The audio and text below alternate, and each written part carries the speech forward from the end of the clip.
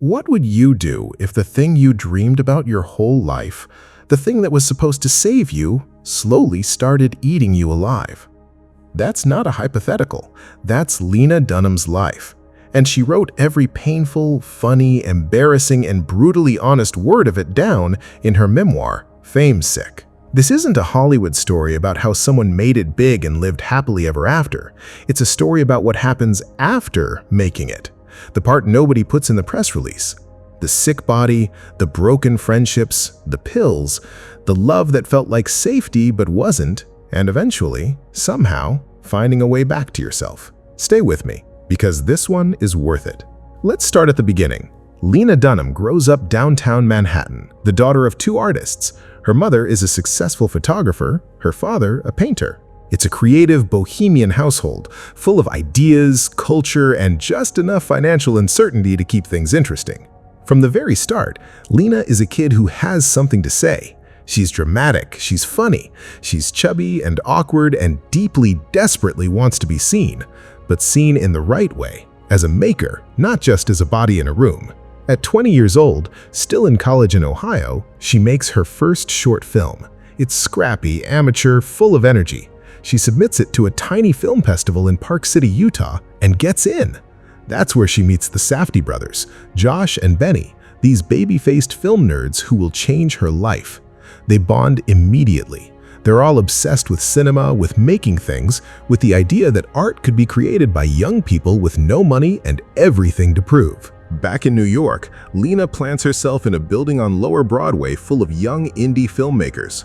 She interns, she assists, she holds boom mics and pays for noodles with her babysitting money. She just wants to be near people who are doing things.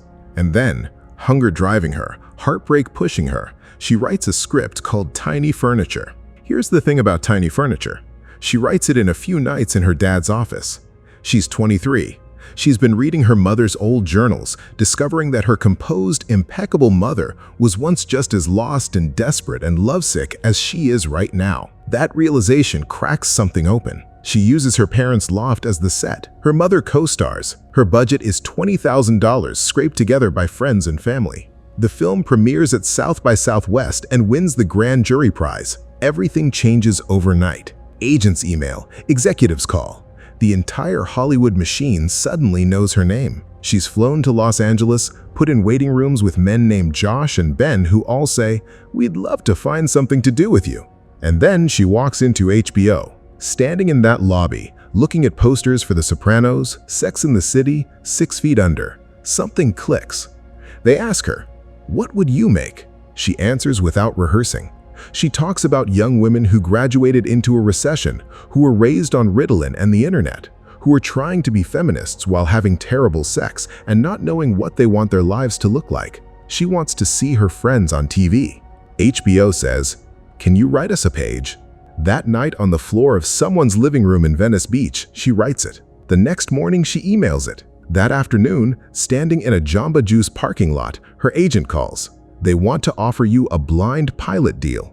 She's 23 years old. The show becomes Girls, and if you were alive and paying attention between 2012 and 2017, you know what a cultural earthquake that was. But the real story isn't the success.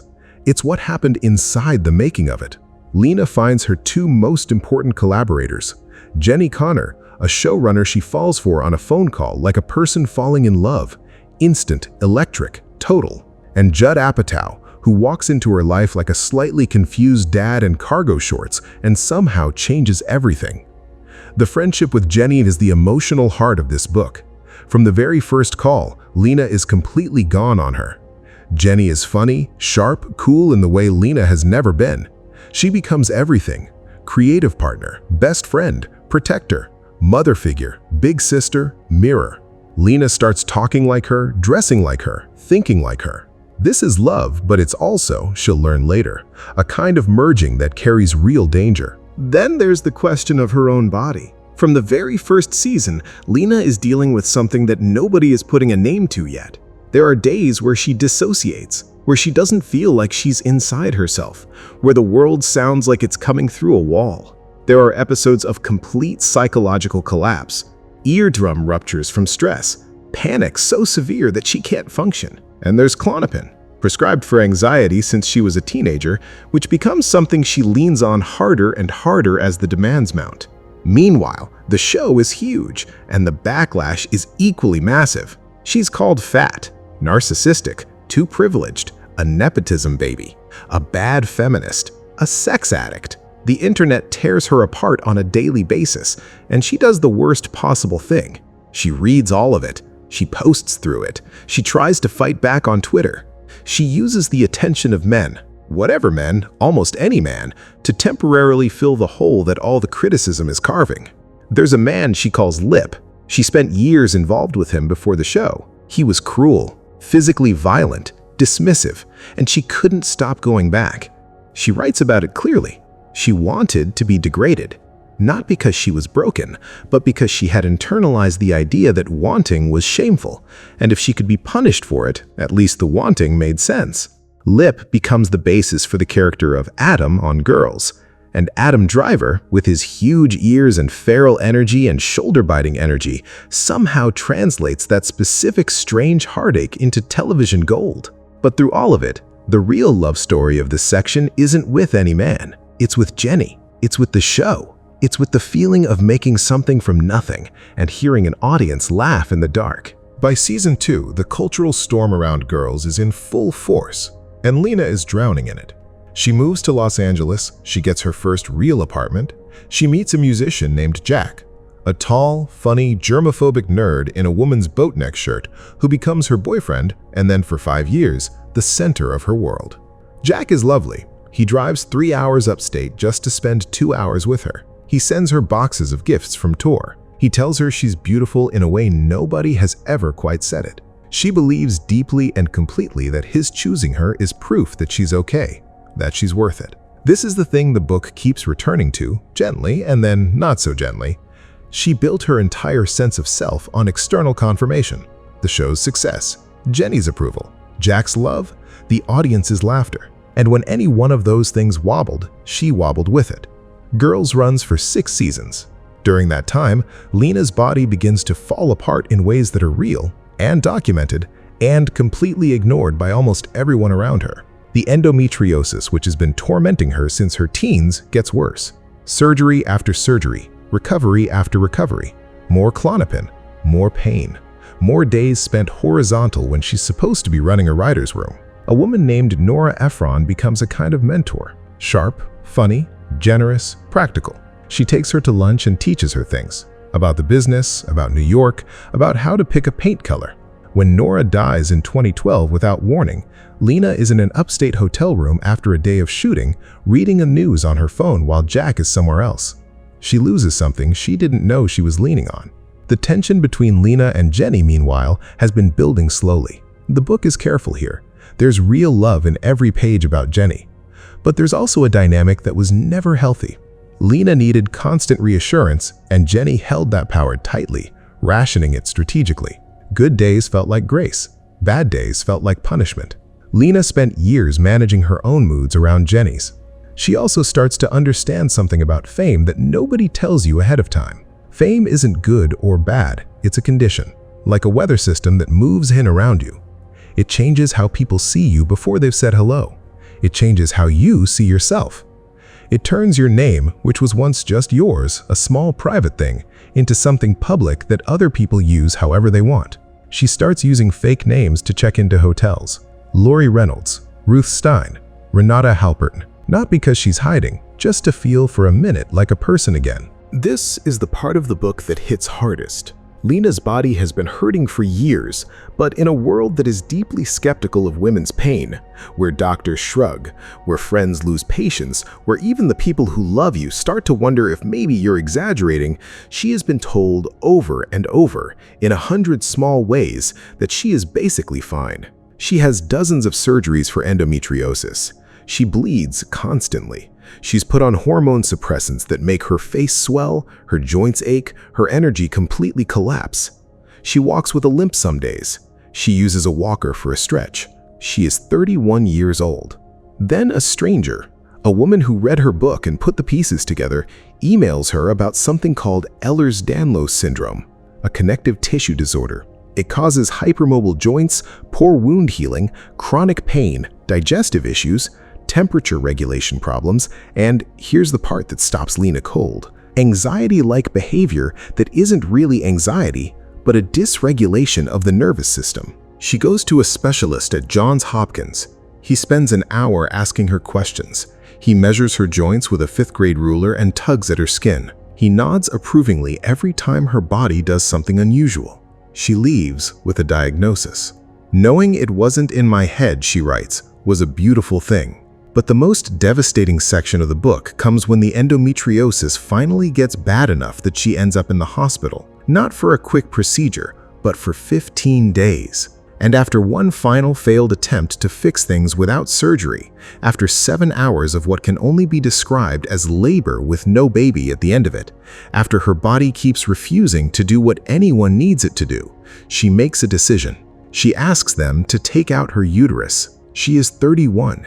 She has always wanted children. She has always imagined pregnancy, babies, a family.